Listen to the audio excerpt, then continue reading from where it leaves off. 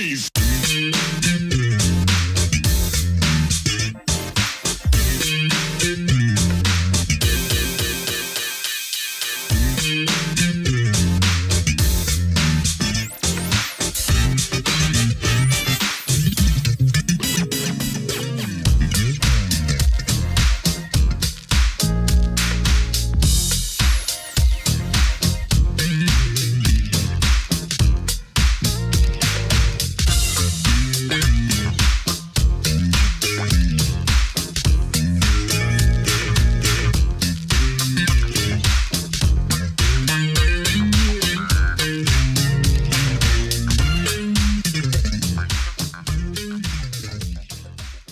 Welcome to another edition of Truth and Rhythm. This is the interview show that gets deep in the pocket with contemporary music's foremost masters of the groove.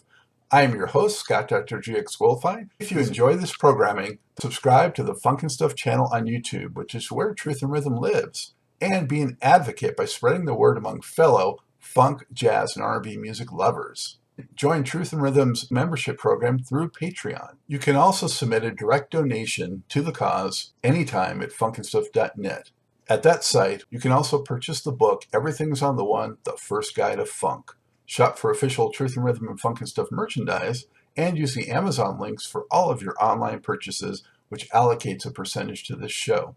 For those of you who go the extra step in supporting the show, you have my heartfelt gratitude for allowing us to continue to shine the light on those special artists whose quest is to find truth in rhythm. I'm delighted to welcome to the Truth and Rhythm Mothership R&B and gospel music vocalist Alton McClain Scarborough, best known for the trio Alton McClain and Destiny. During 1978 to 1981, she recorded 3 albums with Destiny, including a top 30 R&B album and the top 10 hit It Must Be Love. In the early 1980s, she married famed composer and producer Skip Scarborough, who had presided over what would be the group's final album. Moving into the 1990s and beyond, she turned to gospel on her subsequent releases, and late last year, she put out a wonderful version of Frankie Beverly's and Maze's classic, While I'm Alone. She is also involved with the Scarborough Foundation, which provides scholarships and grants to public school students gifted in the performing arts. Alton, how are you? Thank you for joining the show. Oh, thank you for having me. Yes, I'm doing well. Well, good. Good. You're looking good. You're well lit there, you know. And, well, thank you. Yeah. This is my little lounge space, my upstairs lounge space, I call it. So I'm enjoying this lovely day. I wanted to be outside. The weather is perfect today, but it's a little bit windy. I wasn't sure how that would work with recording. So you made the right choice. Well, good. Yeah. So this is home for you in what city? This is, I live in Owings Mills, which is a suburb of Baltimore. So this is home for me. I'm actually from Maryland. So I'm back home. Skip and I moved here.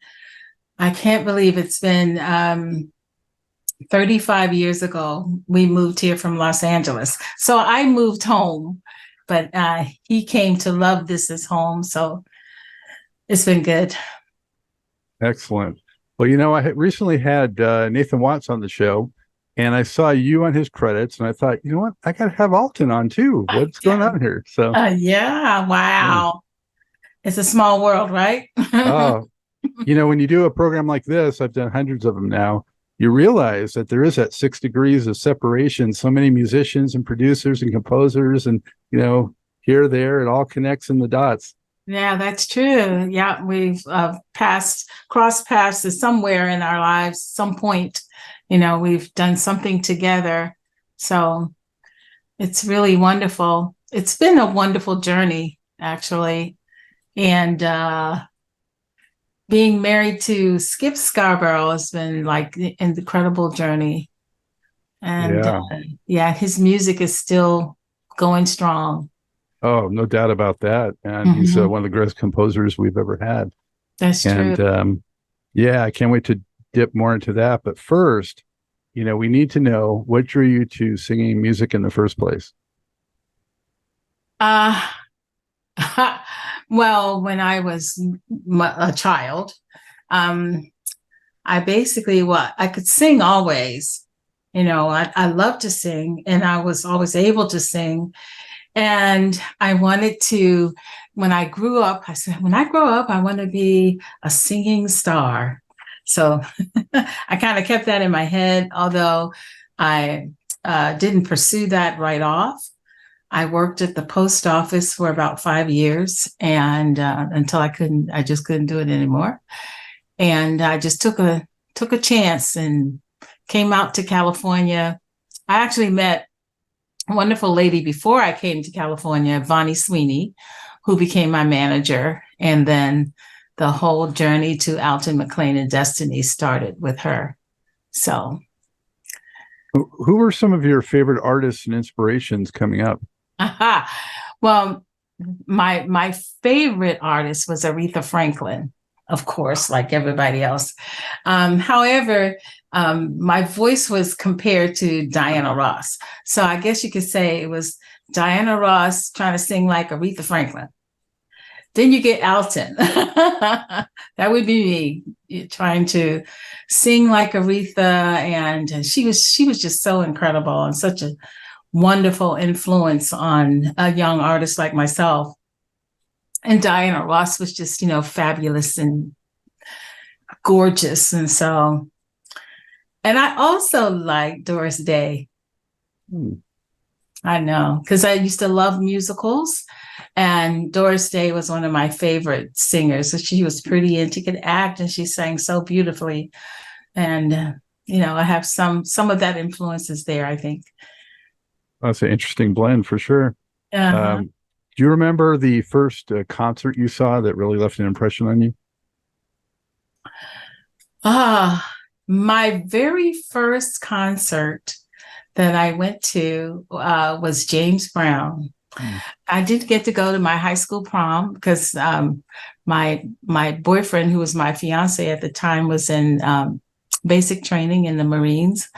So my dad bought me tickets to see James Brown at the Civic Center, which is now, I don't even know the name of the venue now in Baltimore, but then it was the Civic Center.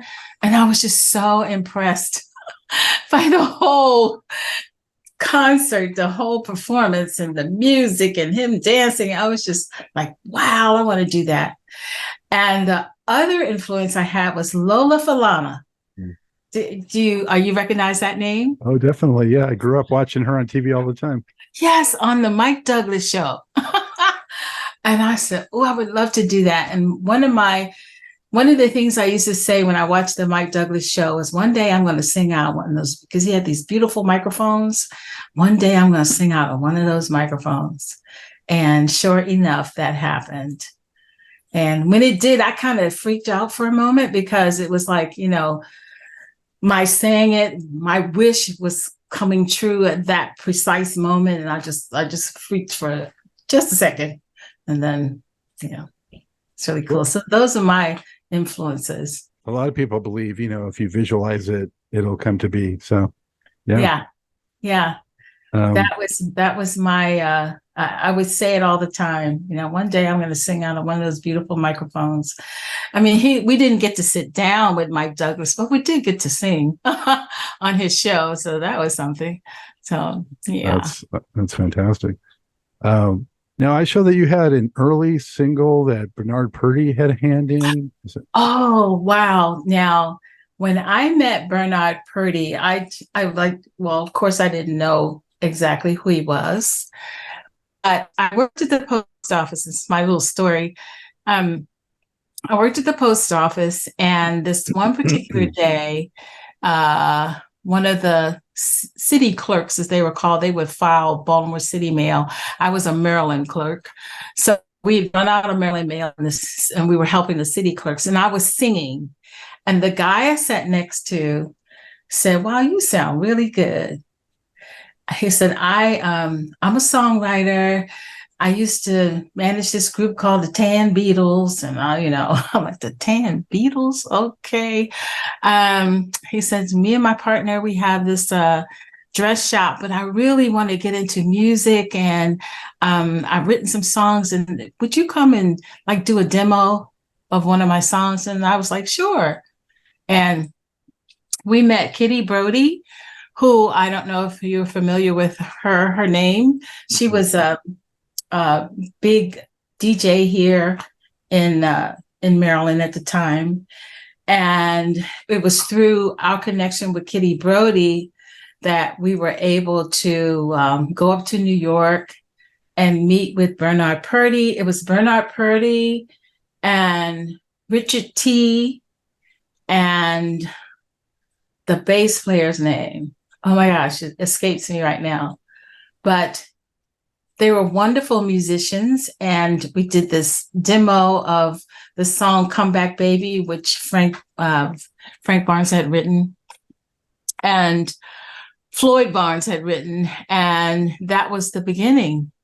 We actually pressed the first single ourselves in the back of his dress shop because he had like a printing press. So we pressed the labels. We didn't press the single, but the labels for the single.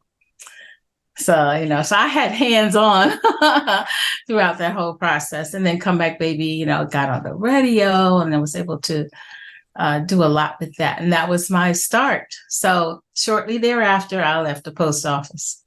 So how did you feel when you first heard yourself on the radio? That was really, that was exciting. And well, it's exciting to hear myself on the radio even now. I just go, wow, that's me. So it was fun. It was really fun to hear myself on the radio. And then, of course, we did a couple little shows here in Maryland. And then I came out to California, met Vonnie Sweeney, came out there, and the rest is, rest. Well, how did you actually connect with Frank Wilson, who would produce your records? Well, we went to, I met Frank Wilson in church, actually. I went to his church. It was Mount Zion Missionary Baptist Church. I came there, and at the time, I'm just trying to think exactly how we connected. I went to a concert that he had put together. It was with Billy Preston, and I think Frida Payne was a part of it. And there was this gospel group called Spirit, and it was just a really wonderful concert. And that's through Vonnie and a friend of Vonnie's, we connected with Frank Wilson. And at the same time, excuse me, he was looking for a girl group, looking to start a girl group. And of course, I think with my similar sound to Diana Ross, it probably, kind of piqued his interest, and that's how we connected. And so were the other two girls already picked, or did they get picked after you, or how did that work? They got picked after me. So we were really a put together group. We actually rehearsed for about 6 months before we went into the studio, just rehearsed the songs and singing together. And, then we went into the studio and recorded the first album, It Must Be Love. And after, before the song came out, we actually went to it was a music conference, and Millie Jackson was also on the same label that we were on. And we got to meet her, and we got to go out on tour with her, which was really good for us because I hadn't done a tour, I hadn't done anything like that. So it was fun for the three of us to just experience being on tour with an experienced singer. And she was so incredible. I learned a lot from just watching her. So that worked out. And then, of course, It Must Be Love came out, and it was like, okay, now we have to get ourselves together, to do some tours and shows and TV appearances. And so we had to get our choreography together, and we got costumes, and it was a whole lot at once, but all very exciting. Was that the first single? Yes, it was. Okay. So, yeah. And I just got to mention some of the players in the album because you guys had some heavy hitters in there. Besides, Frank Wilson producing, Right. Greg Fillinganes, Paul Yes. Jackson, Lee Ritenour, Walla Watson, Yeah. Ollie Brown, James Gatson, and Nathan Watts, and Alvin Taylor, who's also been on the show. Yeah. Wow. Yeah, that it was wonderful to be, to experience that, especially after really wishing for it and dreaming for it when I was here at home. I remember when I got the recording contract, I called my mom and I said, guess what? And she said, you got a record deal. I said, how'd you know? I was supposed to tell you, you're supposed to go through all this whole thing about, guessing. But she guessed right the first time. So it was really exciting. And, recording, learning the songs and just being in the sessions. And it was a wonderful experience. I noticed also Angela Winbush wrote one of the tracks. So Angela, okay, she wrote, I learned to respect the power of love. She actually played it and sang it. And I was mesmerized because she is an incredible vocalist herself and an incredible musician. And so when we recorded the song, I wanted to make sure that I did it as well as I could, almost like her. It was a hit song. I think when we were on tour, we found out that The Power of Love was being played on the radio. Just, the DJs were playing it just on their own. And it's a shame that it wasn't the second release, from the album. I think that it should have been. But because we were a disco group, they went with a disco song. But The Power of Love was just an amazing track. And I could feel it and I was singing it like I felt it. And wow. And then, of course, what happened because it's a hit song. So no matter who does a hit song, it's a hit song. Got the That's bones. all I'll say. It's got all the bones. Yeah. Exactly. Some of the other highlights in there for me, I want to mention, Alton, are Push and Pull was really funky. Yeah. Yeah. And 99 and a half. Oh, it's like, that is a rock song. How am I supposed to sing that? But actually, I didn't do too bad on it. It was fun. It was fun. Like that took me a little bit out of my comfort zone, but it was okay. And then Sweet Temptation, I thought that could have been a single too, really. Yeah, that it's a nice story, isn't it? It's a really nice story. Recording that album was just quite an experience because one of the songwriters, Judy Weeder, who wrote It Must Be Love, she gave me some tips and about enunciating to make sure that people could understand what I was saying. And Sweet Temptation, I was like telling the story because Terry McFadden, who wrote it, she and John Footman, I think, wrote it. And she said, you have to tell the story, Alton. The song has its beginning, its middle, and its end. So I just learned so much on my first album from all these pros, I just was like a sponge. I took it all in. So it was a great experience. What did they talk about in terms of like the vision for the group? I mean, because that hit, had a little bit of that Emotions, Best of My Love, a little bit of Cheryl Lynn, Got to Be Real kind of flavor that was happening around that time. So what did they say? We want you guys to be what? Well, I think we were maybe like the Supremes, maybe, because I did have that similar vocal quality as Diana Ross. So it's like the Supremes, but I think we were a little funkier than that, not quite LaBelle, but at the time, just the music had the songs were so good and that I could really sing. I don't know that we sat down and had a vision of this is where we're going to go. This is how we want to get there. It was just happening and we were going with the flow. Mm. Yeah. You mentioned, of course, several times Diana Ross, not knowing that coming in. To me, I conjured thoughts of people like Minnie Riperton and Denise Williams, as some influences. So, no, I love Diana Ross. My very first album was the Diana Ross and the Supremes Come See About Me. I still have it. I really loved the way she sang, and I loved her and Aretha Franklin. They were my influences, and like I said, Doris Day. Did you ever meet any of them?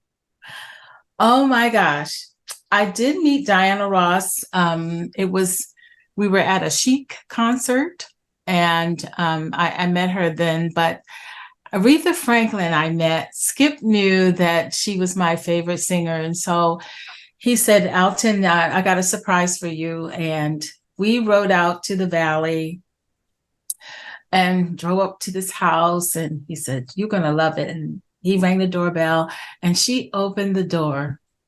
And I almost fainted. And then he introduced us, Aretha, because he produced some material on her as well. And he said, Aretha, this is Alton McClain. And she said, Alton McClain? From Alton McClain and Destiny? Girl, we jammed to It Must Be Love for about 3 months around here. And I was done. Because it was my idol, knew who I was. It was amazing. That's my Aretha Franklin story. I was just amazed that she knew who I was. That's fantastic. It was really fun. Well, I can tell you too, growing up in Los Angeles and glued to the radio all the time. I mean, that single was just played so much out there, and enjoyed it immensely. I was a DJ right around then through the 80s into the 90s. I was a DJ, so played it a lot, and appreciate help keeping the people dancing.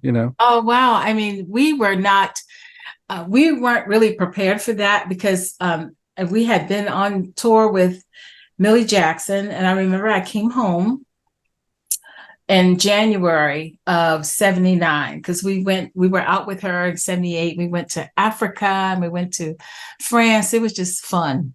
And I came home to spend some time with my family. And while I was here in Baltimore, there was one of the radio stations, well, the song was released, and because I was in town, I did do a couple of radio, stops, and then it blew up. And so we weren't really prepared for that because Millie was about to go out on tour, and she wanted us to go with her as her background singers again. But then our song was moving up the charts, and we had to get it together. So it was an exciting time getting that together, doing the choreography, getting fitted for costumes. And it was just like, wow, dream come true. How would you describe Frank? What was he like as a producer and just to interact with? Frank, he was fun. He was a lot of fun. He would just let me sing. He said, Alton, just let her sing. And I appreciated that. It was fun to work with him. He would have such great ideas, especially like on the ad libs of songs, just his ideas that he would come up with. And then I would try to sing what he would sing to me. It was really wonderful. He allowed me to be creative. And I grew a lot in that as a singer. But it was really fun to work with him. Very he just had a way of allowing you to be yourself, pretty much, and he just tap into that so that he could bring out that part of you that made you the vocalist that you were. So I appreciated that. I wasn't trying to sing like anybody, except for I did because I loved Aretha Franklin so much. I did have to stop listening to her. So I wouldn't be trying to sing like her, but the music, the songs that he chose, they were just great songs and great stories for me to tell. So that was wonderful. And then to work with the actual writers, and have them just help you tell the story. It's great. So now thinking about that, it's just a wonderful experience.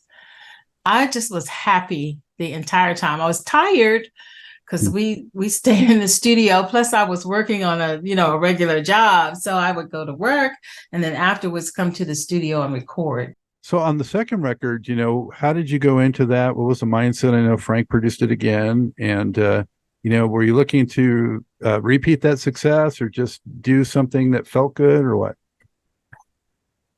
Well, we were hoping to repeat the success. When I think about the songs, so the second album is More of You, and it seems like my strength as a singer was in the ballads. Like, really, I love the ballads. We had one of my favorite ballads on the second album was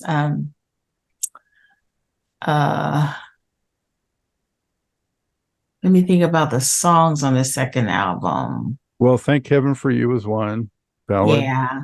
Hang On There, Baby was that was fun. Stairs and Whispers. Yeah, that's on there. Yep.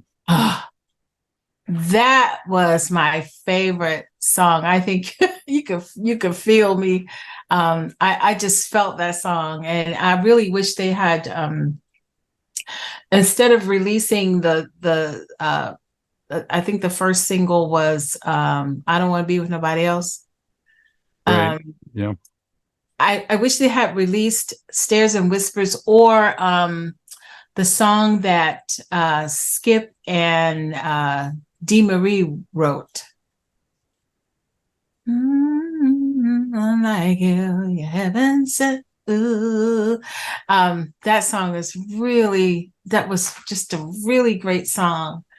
And it was, I think they released My Destiny, but I think that either Stairs and Whispers or the song that Skip and Dee Marie wrote should have been like the first release. But, we didn't really have a lot of say in what was going to go out at that point. We were just, the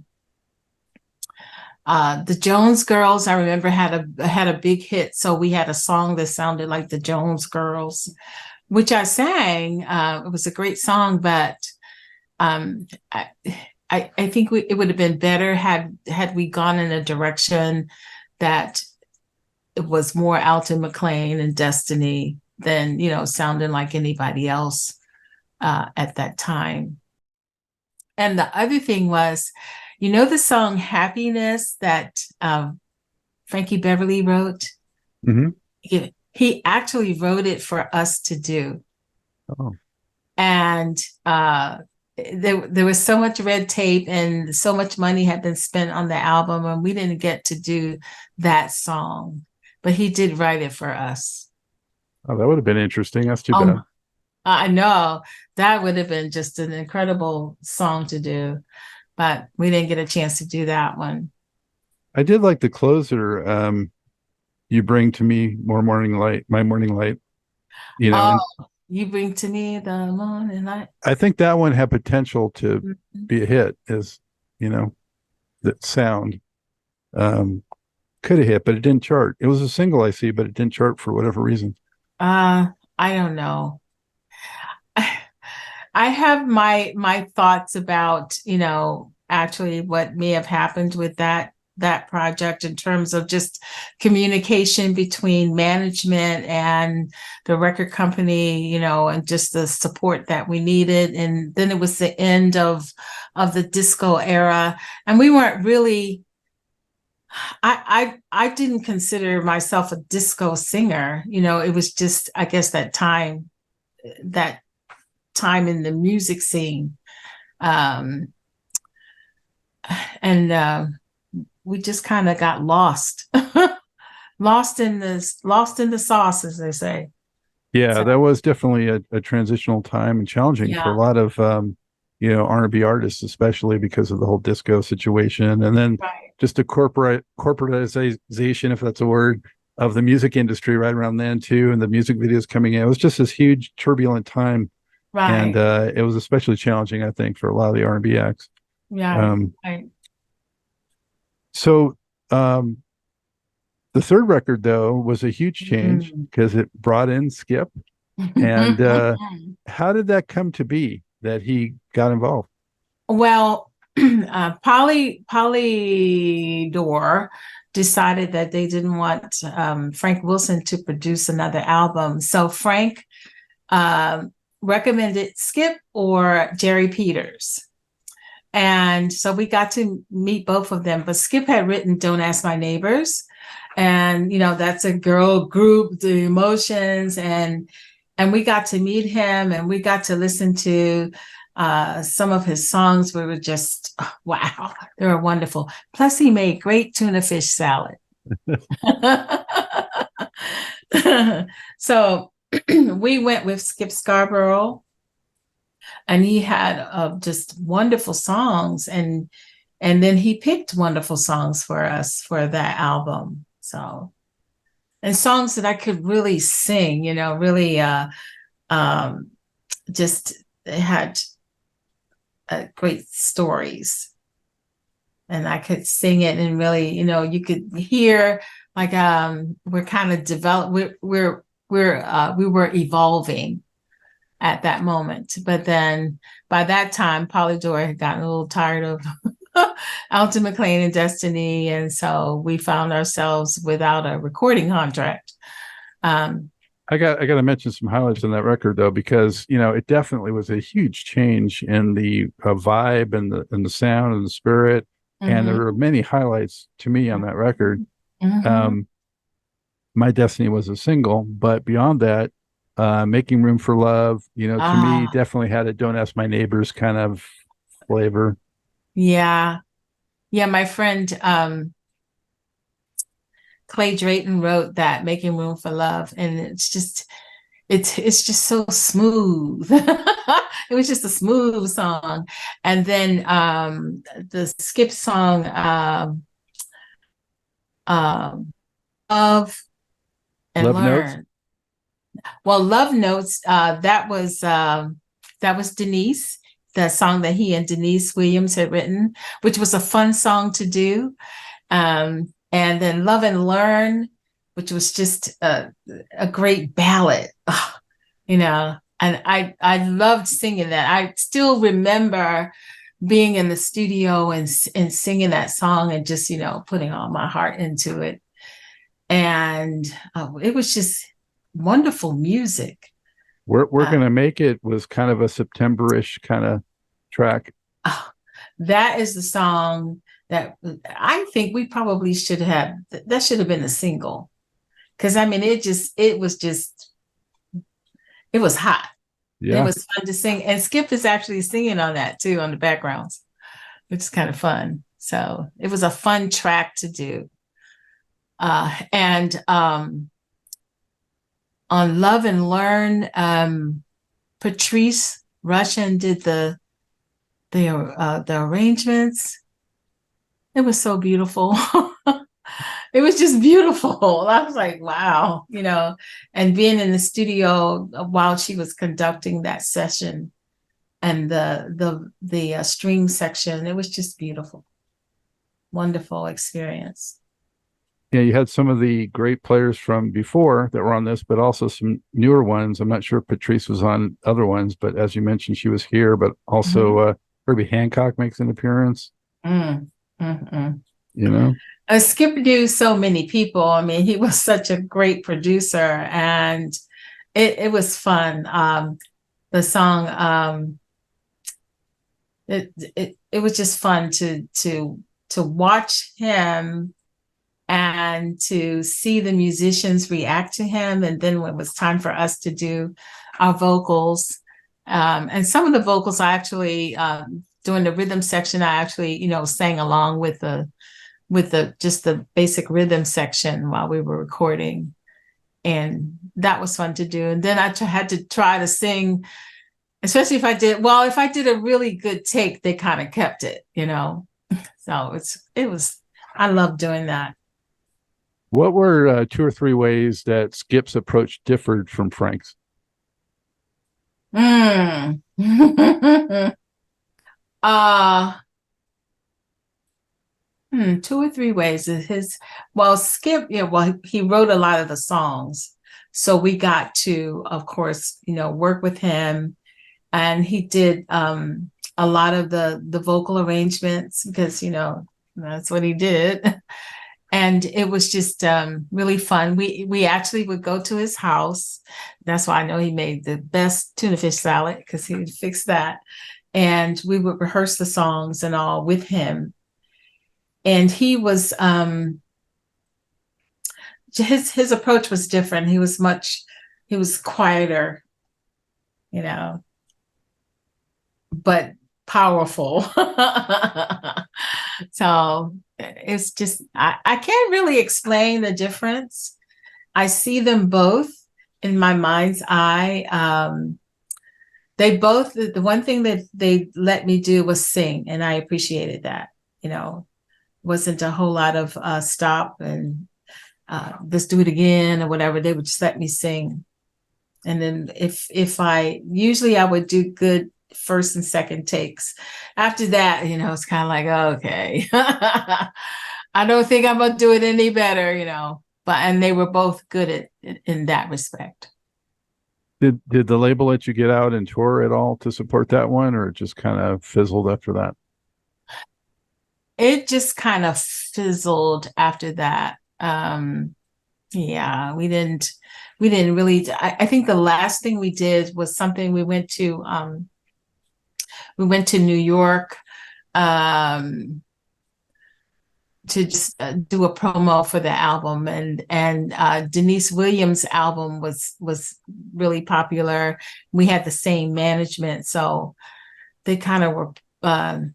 Our manager was kind of pushing Denise Williams, and the record company, we had spent a lot of money on Alton McClain and Destiny. And I think they were just, at a point where it wasn't working like they had anticipated.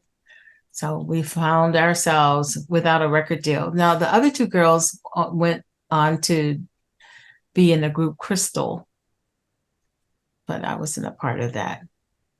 So can you explain in a nutshell kind of like what transpired then in terms of, you splitting from them and, the relationship with Skip and just, what it seems like. In a nutshell, Skip and I got married. That's what happened. In 83 or what? We got married in 82. Yeah. So they, the group had broken up, and I was trying to maybe do something solo, and I actually did get signed to Curb Records as a solo artist, and that was fun because I got to work with Steve Buckingham. I actually went down to Nashville and recorded with Steve Buckingham an album on Curb Records, and there was one release from that album, It Turns Me Inside Out, that actually came out. But then that I got kind of caught up in, I think there was a transition between Curb and Epic at the time. Epic became Columbia. And so I just, I don't know, just I fell through the cracks there. But that Well, was a fun album. yeah, the Curb songs. There's only a couple songs out, I think. I don't know if the record ever fully came out, but It did not the album, but I yeah. know It Turns Me Inside Out was released. And I think there was another one. Yeah, We Can't Live on Love. Oh, we Can Live on Love. Yeah. Yeah. That song was written by Steve Buckingham's wife at the time. I can't remember her name, but it was some great songs and great musicians as well on that album. I enjoyed that. Yeah, the two songs I've heard sound very strong. Yeah. It Turns Me Inside Out was a great song. And I remember there's a song, Don't Want to Let You Go, which I loved, and Hate the Lies, but Love the Liar. They were just awesome songs, That it sounded kind of country, a country song, but great lyrics. So There's much more to this great Truth and Rhythm interview. Just continue on to the next part of the episode. Also, be sure to subscribe to this channel. If you've already done so, please share it with friends. And become a member by joining Truth and Rhythm on Patreon or consider donating at funkinstuff.net. Thank you very much.